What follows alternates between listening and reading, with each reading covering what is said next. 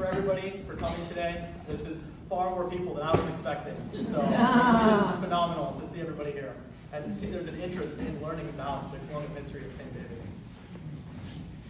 But to get started, I want to answer the question, who am I? I'm a young guy here, interested in the history of the Episcopal Church, and specifically St. David's. And I want to talk a little bit about my background and what led me to be interested in the church. So, as you can see with the photos here, I'm currently a student. I'm entering my senior year at Liberty University. I'm a triple major in finance, history, and project management with an accounting minor. So lots of different things, lots of different areas of interest. But I've always, from a young age, been very passionate about history. History has always been my favorite subject. My mom could tell you it's definitely the case. And I moved here in 2015, though, I gotta mention that. I'm from Devon, Pennsylvania, so only 2 miles down the road from here. I'm a local of the area. But I've always had an interest in history, like I said, and I learned a little bit about St. David's through learning about the history of Anthony Wayne. And that's what a lot of people probably associate St. David's with, and that's how I initially discovered it. So 2 years ago now, in 2021, I visited here in the summer to check out General Wayne's grave. And I started to learn a little bit more about the church. I started reading online about the church, and I realized that this church is one of the oldest ones in Pennsylvania, if not the entire United States. So this thought at the back of my mind, I decided a few months later to add that double major of history. Initially it was a double, and now it's a triple. And I took a class in the fall entitled Colonial American History that was taught by the dean of the history department at Liberty University. Now my dean, Dr. Sam Smith, is a phenomenal man, great professor, and his dissertation was on the Colonial American Episcopal Church in South Carolina. So in this class, I was starting to think about what I was going to do for my research project, and I immediately thought of St. David's. And so when I came in the fall, for fall break, when I came home, I wrote an email to Reverend Allen, and I asked him for a tour of the church. And so he was very grateful to spend a Saturday with me, giving me a tour of the old church and telling me about the history of the church. And this really made me interested in learning more and highlighting the history of the church. And when I brought this idea to the dean, my professor, he was very, very interested. And lo and behold, the semester goes by. I do spend a lot of time doing research on the church, and my professor was very excited with my paper, and he wanted me to publish the paper through Liberty, and he also encouraged me to participate in Liberty's Research Week. So last spring, in 2023, I participated in Liberty's Research Week, talking about the colonial American historical significance of St. David's. And I was very blessed to actually achieve first place in this. So,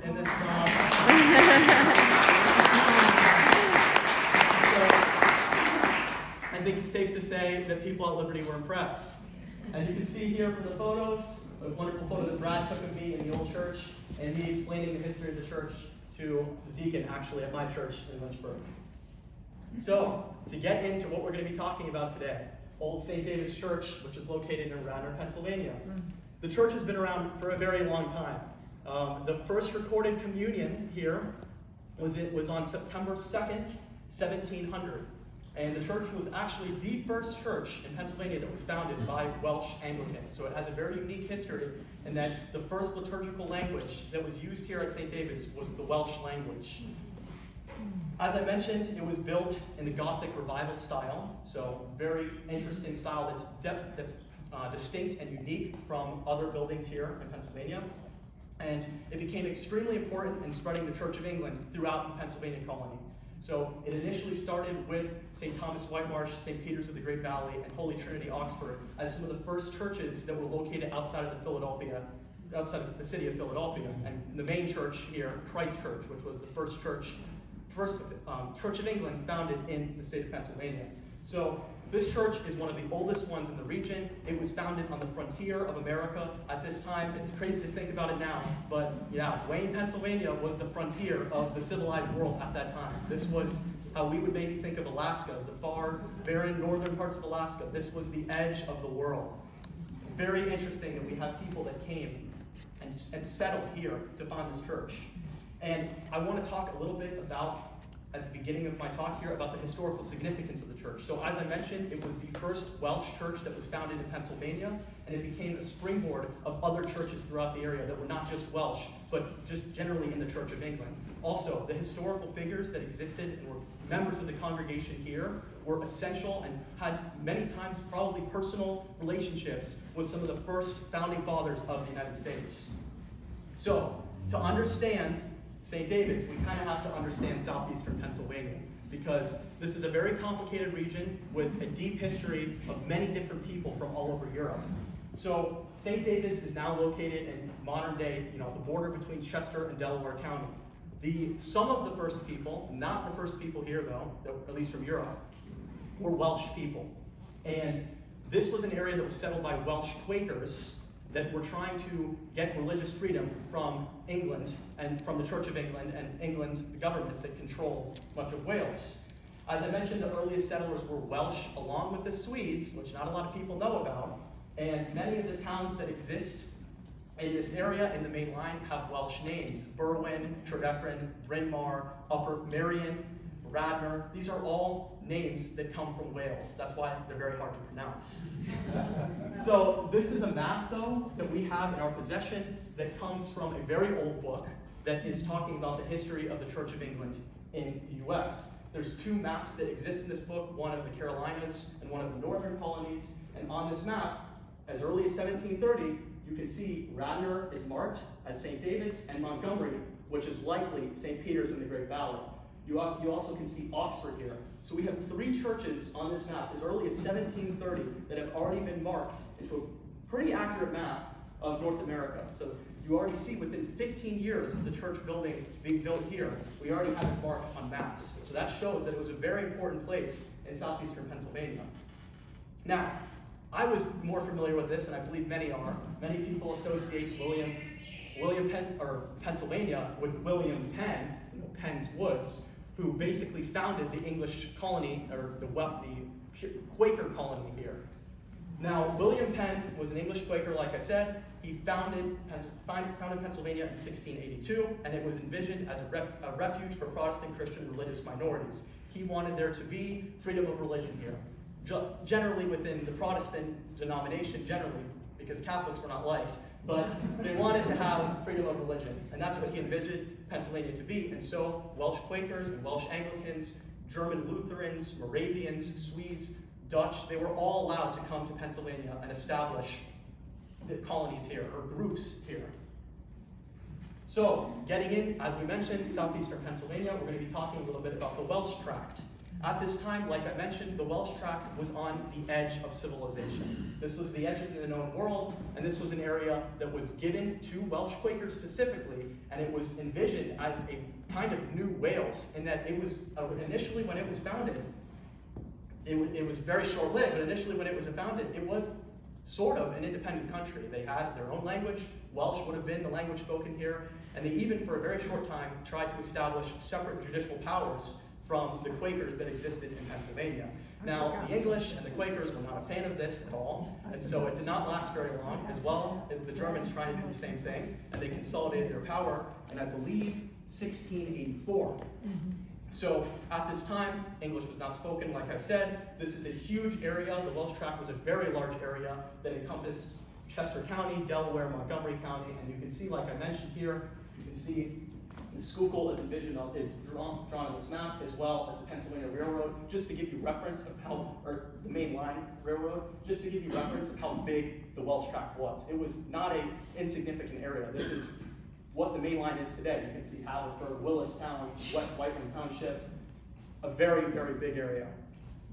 And as I said, a lot of the Welsh Quakers who came here came mainly from more prosperous regions of Merionethshire, Radnorshire, Montgomeryshire, and East Wales, and that's where Merion, Radnor, and Bellasinwood all got their names from.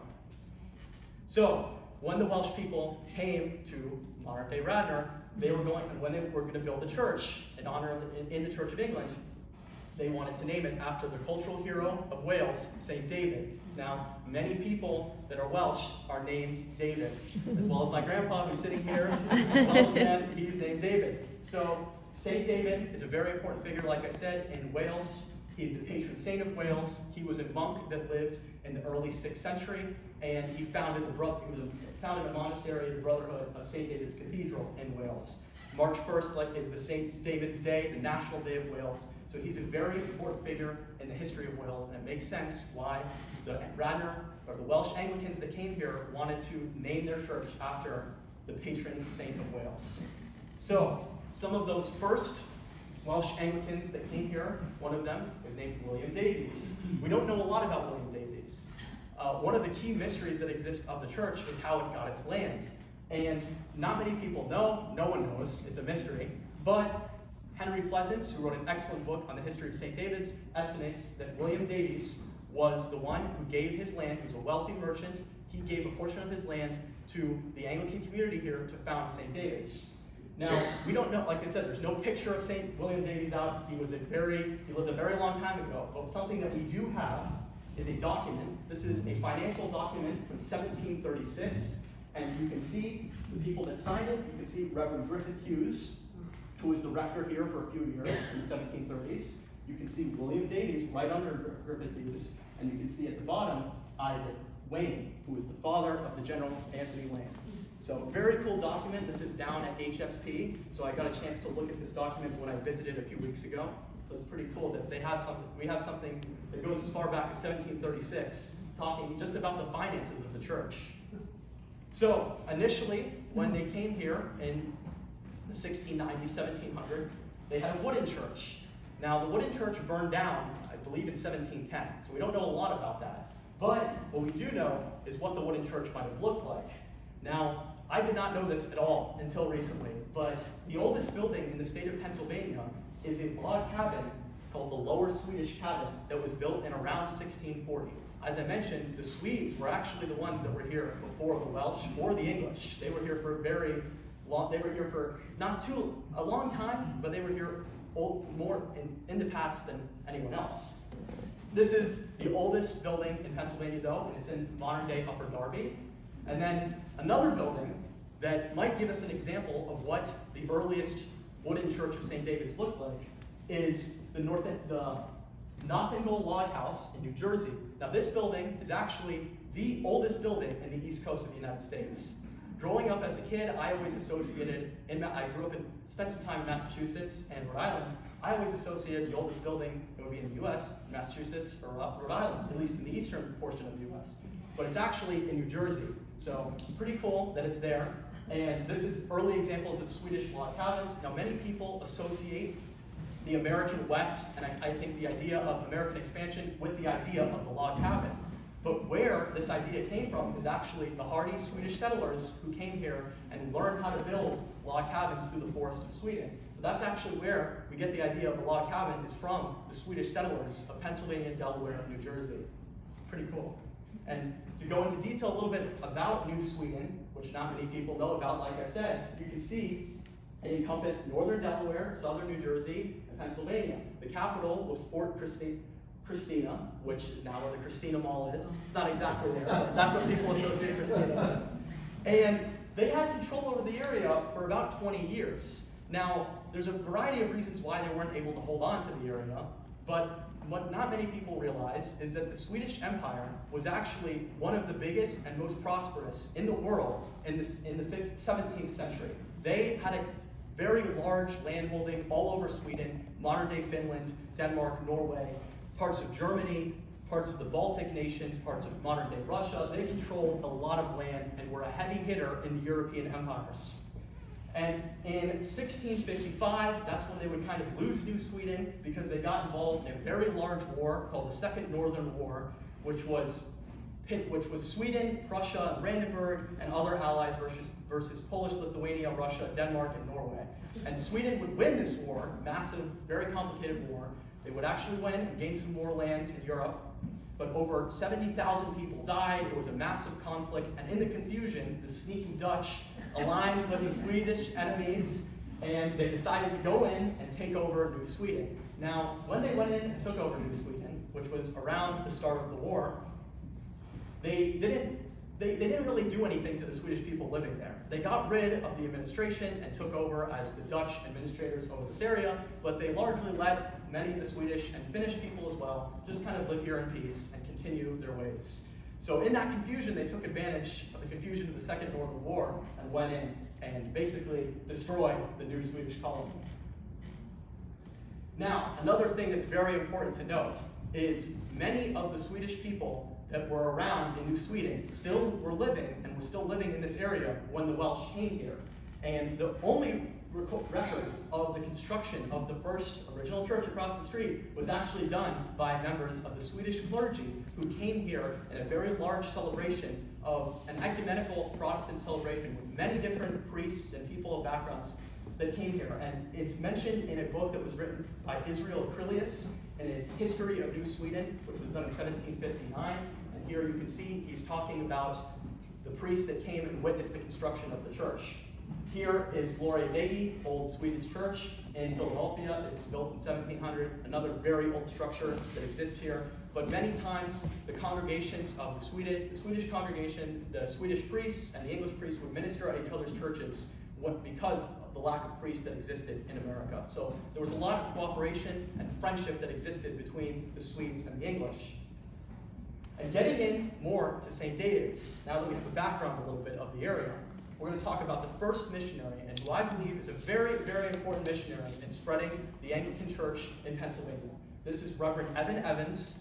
He lived from 1671 to 1721, and he is said to have baptized over 800 people in Pennsylvania. He is, in my opinion, the father of the Church of England here in Pennsylvania. He spent many, many days, months, traveling around the area to minister to the people. He was a Welsh man, and Welsh was his first language, and so it is said that he had a great enjoyment in preaching to the congregations of Oxford and St. David's in his native Welsh tongue.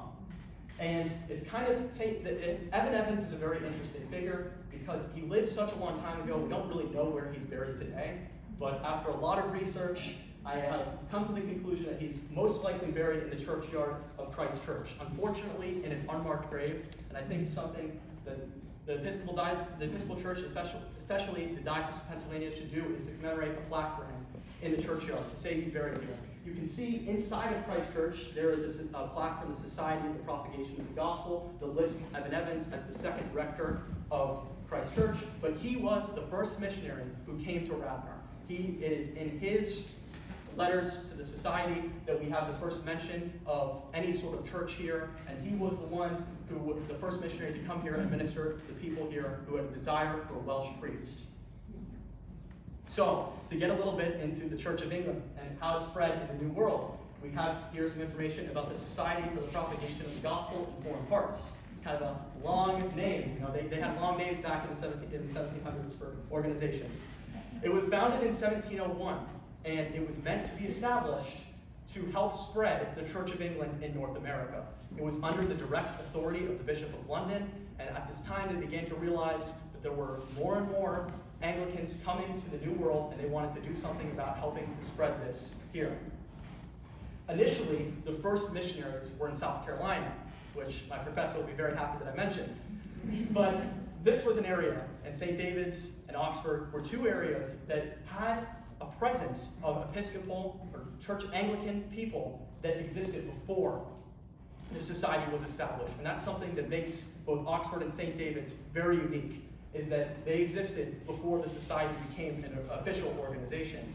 But the society realized the potential for growth in Pennsylvania as they were aware of the large number of Anglicans that were moving here, and they worked very hard to help spread the church. And so when the first official rector of the church, a schoolmaster named John Clubb, who was assisting Reverend Evans in coming here, when he went to London to become ordained, they sent him back with many books that both our congregation and St. Peter's in the Great Valley are blessed to have, that have inscriptions and plates of the official logo of the society. And you can see here below is written, for the use of the Society Missionary to Radnor in Pennsylvania, 1714.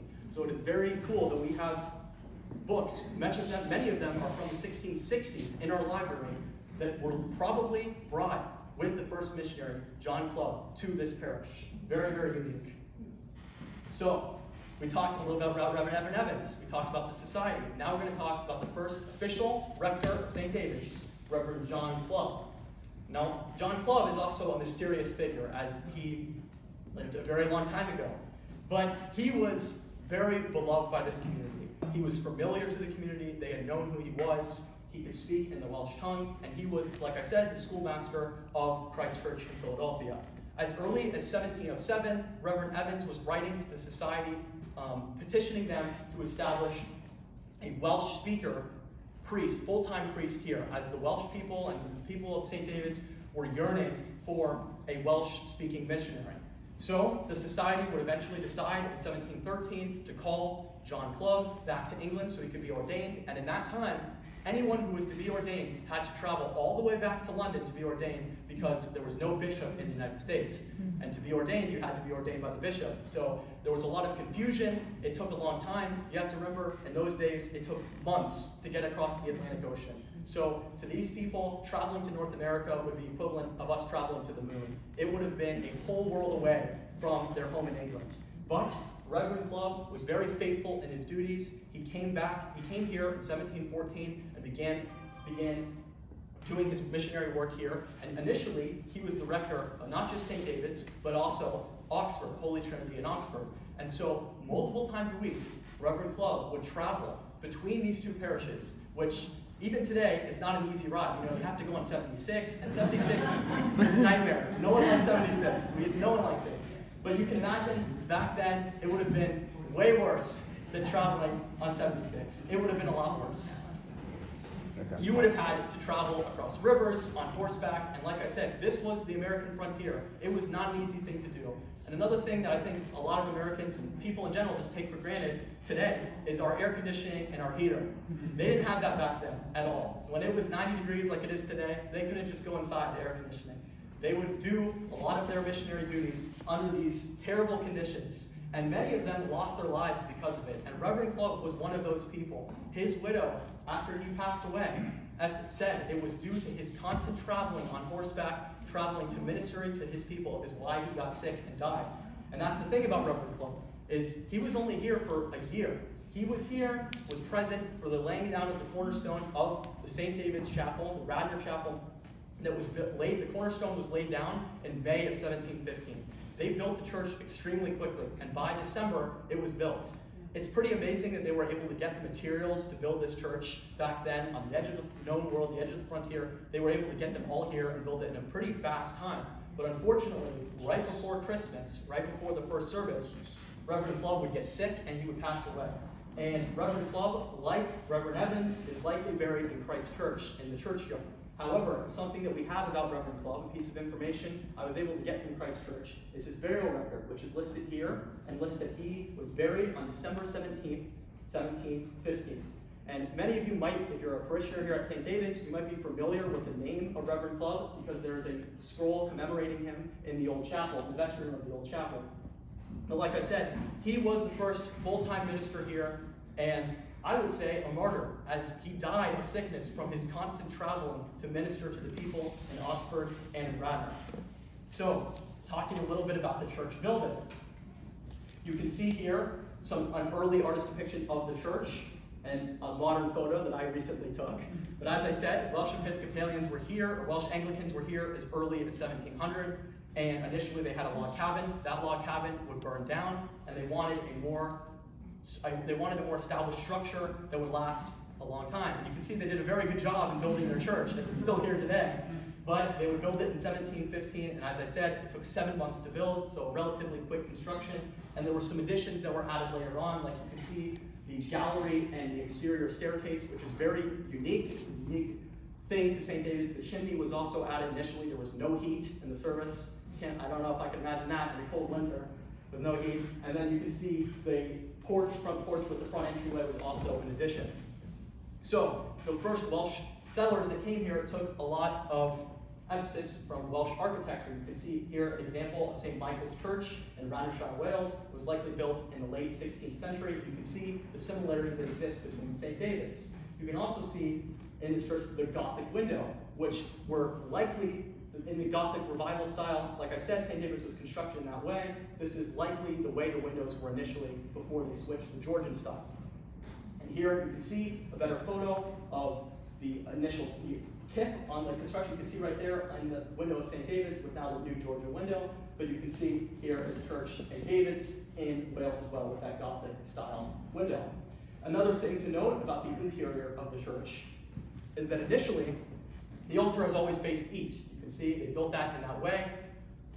Initially, the pulpit, though, was on the north wall. And the pulpit was built much higher than the altar. The reason why they did this is because many of the first Welsh Anglicans that came here had an emphasis. They were not the same, or they were the same, but they did not believe in the same necessarily high church Anglicanism as many English people with the Westminster Abbey, this very grand building, grand church with stained glass windows. They didn't necessarily have that. They were also limited to the materials they had at the time. And you can see the old altar was much higher, and it was on the north wall to emphasize of Scripture and the Word of God over the sacraments of the church. So another reverend that came here was Reverend John Humphreys. He came here after the death of Reverend Clubb and filled in his duties as priest and as rector. He was only here for a very short time, and we don't know much about him, but we do know that he's buried down in the churchyard of St. Anne's Episcopal Church in Annapolis, Maryland. You can also see, much more important, this was really the second rector of the church that was here for a long period of time, Reverend Robert Wayman. Many of his actions contributed to the church immensely. He was the rector here at St. David's from 1719 to 1730, so a considerable amount of time. He was Welsh, he spoke Welsh, which was very much wanted in the congregation. He was from Radnor, from the church here. He was really the first rector to start making missionary trips out into Lancaster County. He traveled and established St. John's Episcopal Church in Peckway, Bangor Church at Churchtown, and St. James Church in Lancaster. So Reverend Wayman was really essential in helping these churches become established, and St. David's as a whole was as well. Oxford, at this time as well, Oxford would become separate from the St. David's parish. So the rector of St. David's would now actually also be rector of St. James Episcopal Church in Perkiomen, and Oxford would get its own rector. Reverend Wayman is the earliest priest that we have here. We know where he's buried. He's buried in St. Mary's Episcopal Church in Burlington, New Jersey. You can see this is his grave. And that's something that's very important to note, is that the first priests that were here, as I mentioned, there was very high demand for priests. There was a low number of priests that existed in the New World. And these priests would travel all over the area. They would go to New Jersey, they would go to Delaware, they would go to Maryland, they would go to Pennsylvania, they would go to New York. They would go everywhere because they were needed. And so you can see, that's why you see that many of these priests are buried in places that are, even to this day, hard to get to. Not an easy drive to get to New Jersey. So after Reverend Wayman would leave to go to New Jersey, Reverend Richard Backhouse came here. He was primarily, for a short period of time, he was primarily the rector of St. Paul's Episcopal Church down in Chester, Pennsylvania. He was an important figure there. He was really the first full-time rector that came to and calmed down the community after Reverend Evans left. And you can see just how essential he was and how much of a sacrifice these men made to come here with their families. In a letter from his widow talking about his death, she notes at the bottom of the letter how she's left in a strange world, alone. No one left. And you can just see, it's kind of sad reading the bottom, is that these people would sacrifice everything to come to the New World and be missionaries to many of the people that lived here in the New World. So after Reverend Richard Backhouse, who did not speak Welsh, he was an English priest, the congregation here was really desiring a Welsh priest. They wanted someone that could speak Welsh. So they were very eager. Letters indicate they were very eager and very excited about the arrival of Reverend Griffith Hughes. Reverend Griffith Hughes came here in 1732. He was only the rector here for 4 years, but he accomplished a lot as rector. In the period between Reverend Wayman and Reverend Hughes, a lot of people had drifted away from the church, and so he would take upon the recommendation of Reverend Backhouse and minister in people's homes and bring them back to the truth of the Anglican Church. But Reverend Griffith Hughes would, after his time in St. David's, leaving in 1736, he would actually travel down to Barbados due to his poor health, and he would become a priest at St. Lucy's Episcopal Church, which you can see highlighted here. And he actually became pretty well known in Barbados for his writings on the flora and fauna of the land. And he is the earliest priest that we have a depiction of. And you can see here is an engraving of Reverend Griffith Hughes that we have in the possession of the church.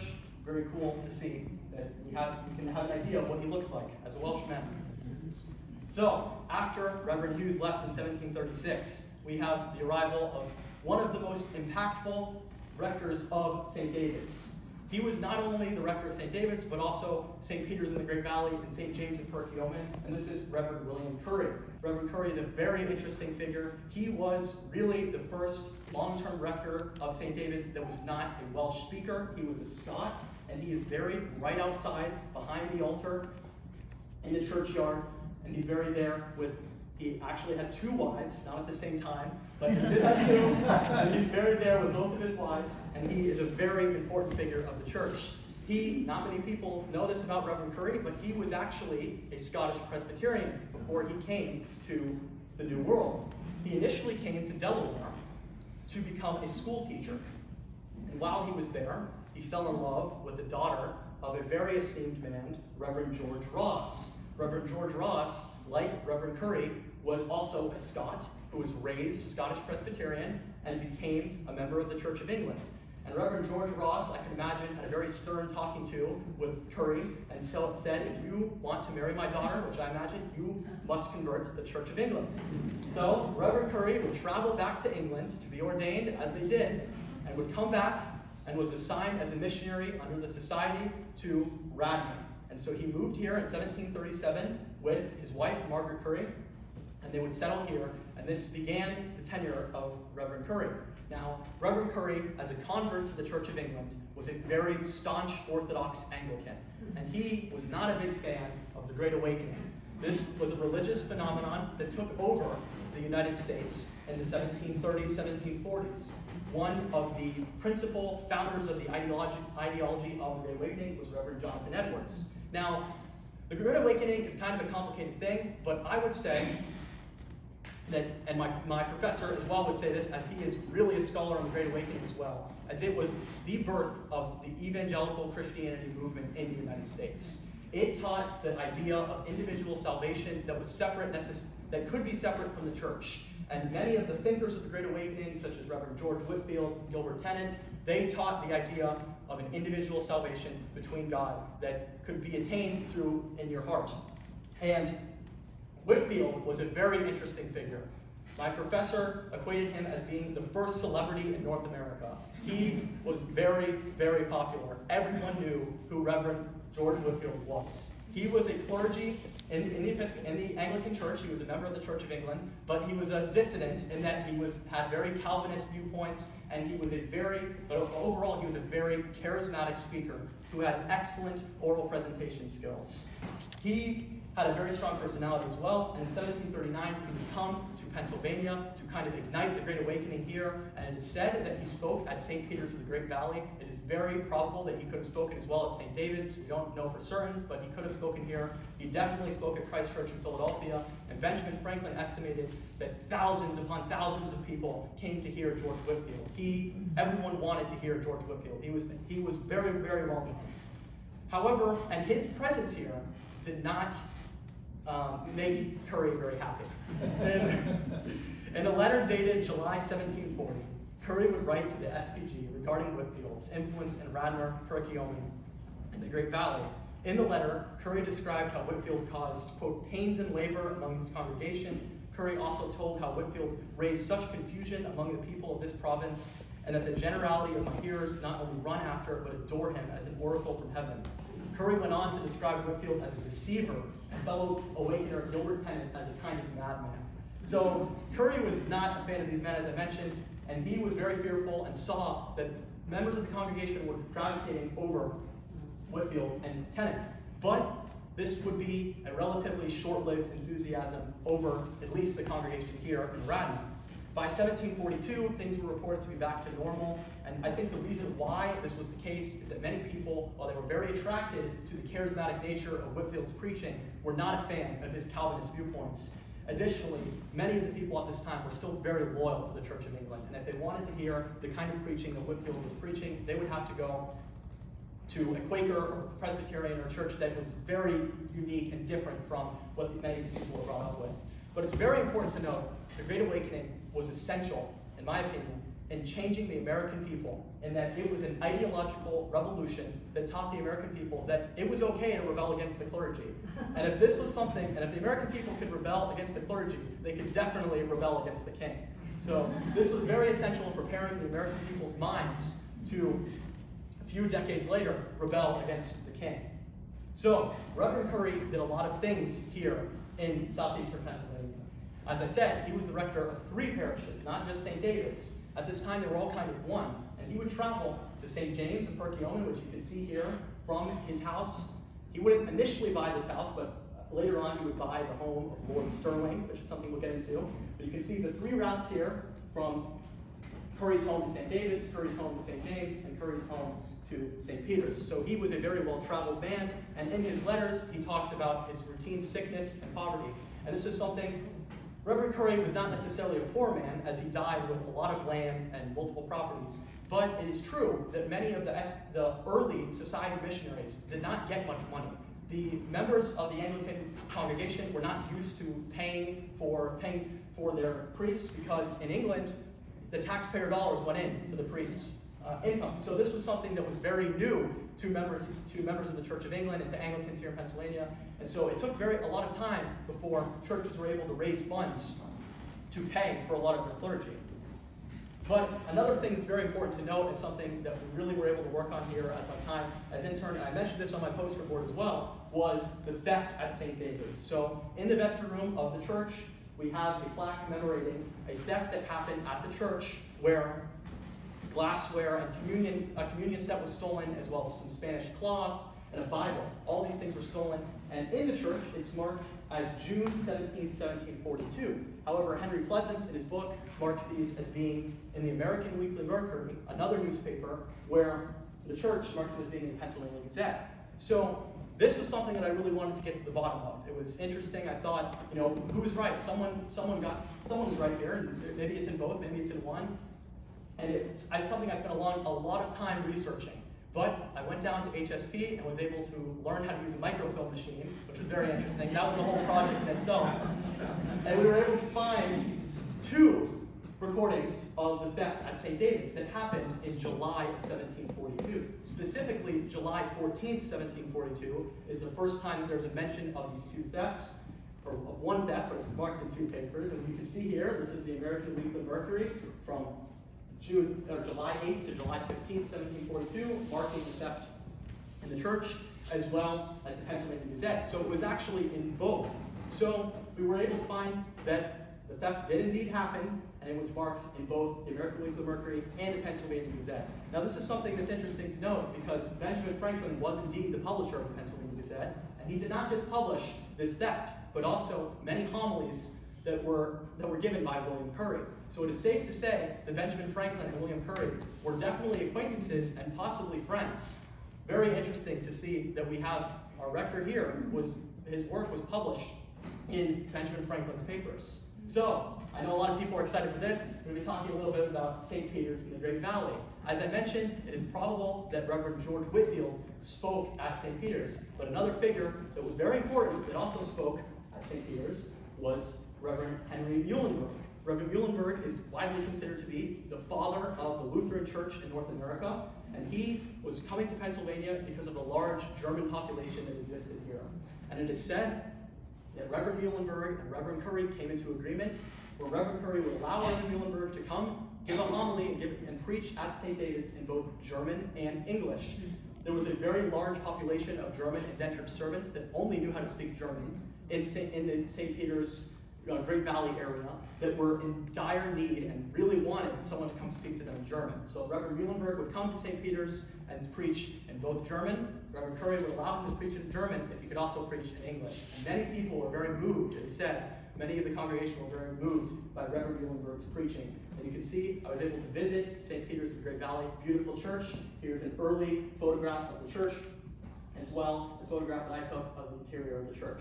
This church is considered to be, and they've been compared, St. David's and St. Peter's have been compared as a sturdy elm whose trunk divides in 2. So these are very connected churches. Another church that was also connected to St. David's was St. James of Perkiomen. This was a stone church originally that was erected in 1721. It's not here today, but if you go to the church, there's a plaque commemorating the original church structure. Going back, though, to Reverend William Curry, there's some interesting notes about him. Reverend Curry was reported from the Pennsylvania Gazette to have owned at least 4 slaves. However, these were likely inherited to him by his marriage with Margaret Curry, or Margaret Ross, as when he came here, he was not very wealthy, and he traveled alone to be a school teacher. Another interesting note, and probably the most interesting note about Reverend Curry, is his actions during the American Revolution. Now, Reverend Curry has been attributed in many writings as being a loyalist, but what we're going to come to find, he actually had multiple sons who served for the American military, which is very interesting. However, I would say that the best way that we can attribute Reverend Curry as neither American nor British, but as a man of God, because he was an honorable man that stuck to his principles. During the times of the American Revolution, he resigned as rector of St. David's. Now, in his letter of resignation, he lists his poor health and his elderly age, but Reverend Curry would live to be 94, so at the time, in 1803, so he still lived a very long life after the Revolution, but he listed these as his reasons. He also lists in his resignation that he will continue to pray for the congregation in both public and private. Additionally, he continued his priestly duties while not serving the liturgy necessarily in St. David's or St. James or St. Peter's. He would help with baptisms and burials and still assist in the priestly function. However, he did resign. The reason why he resigned is because members of the congregation were not comfortable with him preaching from the 1739 Book of Common Prayer. If you can see here, in this Book of Common Prayer, you can see there are some prayers that are made to the king. And if you read, this is a copy that we have in our library, which was likely the book that Curry read out of, which is very cool. You can see here, it says, in the prayers to the king, that it may please thee to be his defender and keeper, giving him victory over all his enemies. So you can see why people of St. David's maybe would not like Reverend Curry reading this during the service. Reverend Curry also, like I said, had a very large home. It still exists today. It's in Valley Forge National Park, and this home would be kind of taken over by the generals of the Colonial of the American Army, Continental Army. And this home was the headquarters of Major General William Alexander Sterling. Now, Sterling, like Curry, was a Scot, and so it is said that both Sterling and Curry got along quite well and enjoyed evenings gazing the stars through the telescope. So another interesting thing to note about the complicated character of William Curry is that while he resigned by not wanting to necessarily ignore the prayers of the king, he had a personal relationship with a key figure in the American military. Another important figure of St. David's that many people might be familiar with is Judge William Moore. Now, Judge William Moore was definitely not in the middle of the American Revolution. He would be attributed as a Tory. He was a judge here in Chester County. He was a very well-respected man in the community until he left St. Peter's, and he normally was attending St. Peter's, but came to St. David's over a conflict in the church. And Judge Moore was very strong in his loyalties to the king. He was a judge in the empire, so it makes sense why he stayed the same. And when he passed away, he wanted to be buried in the altar of the church, at the foot of the altar. Now, members of the church did not necessarily want to give him that honor, and so they buried him as close as they can, which happens to be on the doorstep of the church. And so it is said, a legend that exists in the church, it is said that when people enter the church, they walk and step over the nose of the Tory Judge William Moore. Now, one of the most important figures, and the last figures I'm going to be going over today as important members of St. David's, is the Wayne family. Now, there are multiple members of the Wayne family, as this is a big family, and the first member of the Wayne family that came to the New World was Captain Anthony Wayne. Captain Anthony Wayne was a veteran of the Irish Wars and was a hero, supposedly, at the Battle of the Boyne. And in this battle, it is said that he personally assisted Prince William of Orange, and for his heroism in battle, he was given lots of land in Ireland. Now, he did not really, he ended up staying in Ireland for a few years, and Isaac, his son, was born there. But soon after, he decided to try his luck in the New World, and he would travel to come to America in 1722 with his family, and he would buy Waynesboro Mansion, which still exists to this day.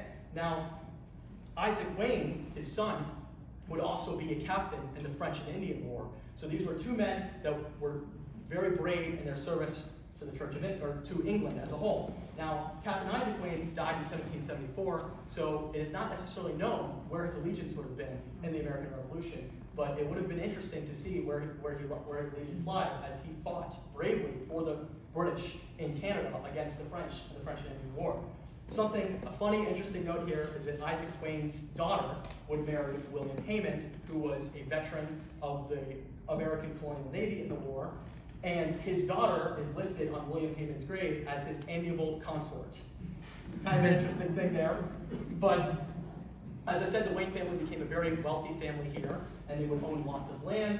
And you can see this is Waynesboro Mansion. The earliest part of the church was built in 1724, and Captain Wayne's son, Isaac Wayne, would enlarge the house in 1765, and other wings were added in 1812. Now, one of the most important figures of St. David's is Major General Anthony Wayne. He is how I figured out about the church, and you can see part of his body, which is a very interesting story that Mike and Merrick can tell you all about. Part of his body is here in the churchyard. There's other parts of it that are in Erie, but part of his body is here.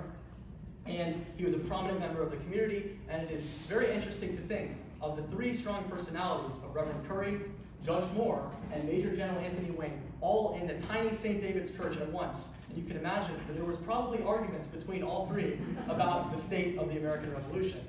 So, as we wrap up here, talking about St. David's and the American Revolution, you can see St. David's was definitely involved in the Revolution. Now, not a lot is known about the church at this time, though. There were not regular services that were conducted in the church, and there are legends that American soldiers took the lead off the glass and used them as bullets during the church. There are also legends that the church could have been used as a stable and also housing for both British and American troops. But you can see we have graves, a mass unmarked grave here, where there are apparently soldiers that were injured in the Battle of Brandywine that have been buried. There's also a grave in the churchyard of St. Peter's, where there are both British and American soldiers that are buried from the Battle of Paoli. And you can see both churches, we have dedicated space or spaces that mark the graves of American Revolution soldiers. Now, as we wrap up here, I think the most interesting story about St. David's, in my opinion, is the first American Civil War. Many people do not realize the impact the American Revolution had on everyday families that existed in the New World. And one of those families was the Curry family. As I mentioned, Reverend Curry resigned because he was an honorable man that did not necessarily want to betray his prayers that he was going to be making towards the King of England. But that did not stop Reverend Curry's sons from joining the American cause. And you can see one of his sons, Richard Curry, is buried right next to Reverend Curry in our churchyard. Richard Curry joined up and actually, unfortunately, died of dysentery during the New Jersey campaign, and he passed away in 1776. When he died, sickness was very prominent in the American Revolution. Many of the soldiers that died in the American Revolution died of sickness. And unfortunately, when he died, sickness spread, and his wife also got sick and died. Richard Curry had multiple children, though. One of those children was Margaret Curry Walker. And as an orphan, Reverend Curry raised her, and you can see we actually were able to find a photograph of Margaret Curry, who lived a very long life until 1858. Now, William Curry also had another son, also named William Curry, who served as a surgeon, and another son named Alexander, who also fought in the American Revolution. But his other son, that's very interesting, is Ross Curry. Ross Curry joined the American Revolution and the side of the Continental Army as a lieutenant, and you can see here is a pay record of Lieutenant Curry. He served under Colonel Arthur St. Clair in Canada. There was another man who also served in the Canadian campaign named Benedict Arnold. And Benedict Arnold and Ross Curry have something in common in that they both switched sides during the American Revolution.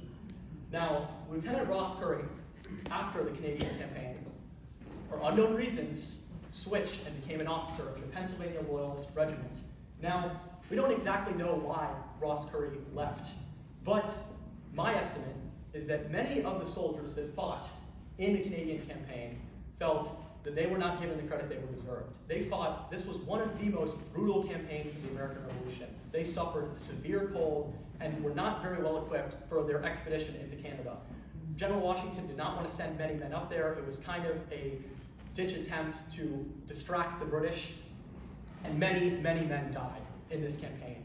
And what I assume is that Benedict Arnold and Ross Curry both felt disrespected by the way that they were treated by other members, by the colonial military for their efforts. You have to remember as well, many men at this time in the colonial military were not paid. They were barely paid, many of them were starving.